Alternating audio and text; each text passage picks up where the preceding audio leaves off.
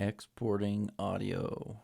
So in Pro Tools, you might commonly actually get to a point where you want to just like export a clip as a WAV file or AF file or whatever you're using.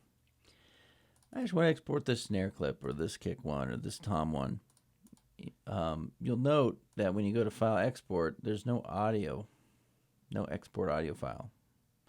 There's import, but there's no export. It's done in a slightly different way, but simple way. So every time I select a clip over here, you'll notice over here in the clip bin that it mirrors the selection. So if I select this bass Beta 52 clip, it shows me right here. A real quick explanation about the clip bin. The bold file is the original file. It's the unedited whole audio file. So if I drag that in here just to show you, it has none of the edits, none of the top and tail, none of the, in between silence removed. It's the original file that all of this bass clips come from.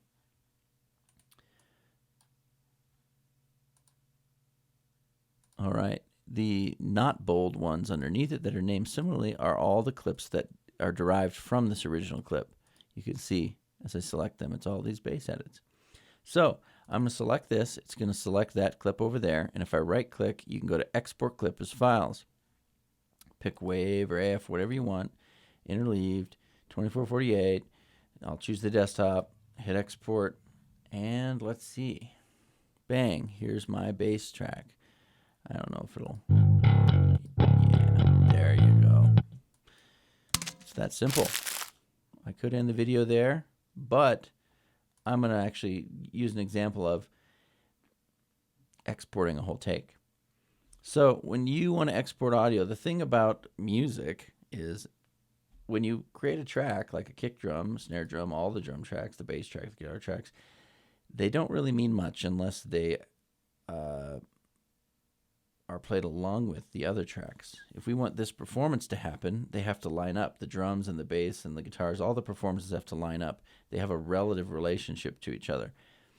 If someone says, hey, can you just export the audio for the first take and I'll import it into Nuendo or some random software they want to use, you can say, sure, but how do I get it out and make sure they all line up? One of the simplest ways, and there are a few ways to do this, but I'll show you the simple way, is by consolidating the clips and having all of the tracks start at the exact same point so that when you bring them into another software, all you have to do is line them up at the start and they'll all line up entirely. You do this first, create a marker. This way you can say all clips start at this marker. It'll ensure they all line up. And do it right before, the earliest clip. Then I'm going to click on that marker and then select. I have my all groups selected, so that's why it's highlighting all. And I'll go a little past the end of whatever the longest clip in that take is. It doesn't have to be too far. So this selection encompasses from that marker all the way past the end of the clip. Then there's this awesome feature, Edit, Consolidate Clip, or Option Shift 3, and it will actually render and create new whole files. Brand new files, but it'll fill the silence. So it added silence even in order to make this beginning of all the clips start at that marker. So when I bring these audio files into another session, all I do is line them up and they will all line up. To export, I just select them all and look, they all mirrored selection over here.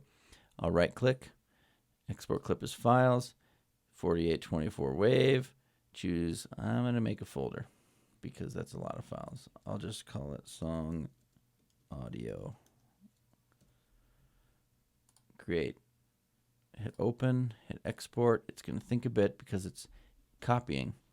It's creating a new copy of these in that folder.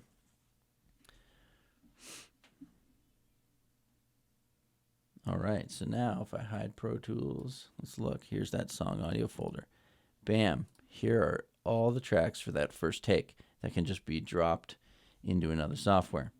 Hopefully that makes sense. You could do that for all 3 takes and give them all the takes. Remember just to consolidate starting with a marker so that all of these audio clips will line up with a marker.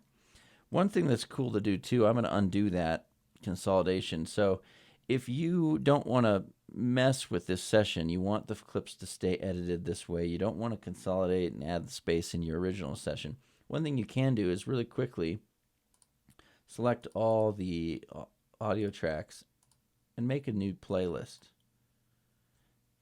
Duplicate the playlist. And you'll see that now it's Kick 01, Snare 01. And then I'm going to consolidate here on this one. And I'm just going to pretend these other markers are properly placed once this is done. And we're going to do all of them. Option Shift 3.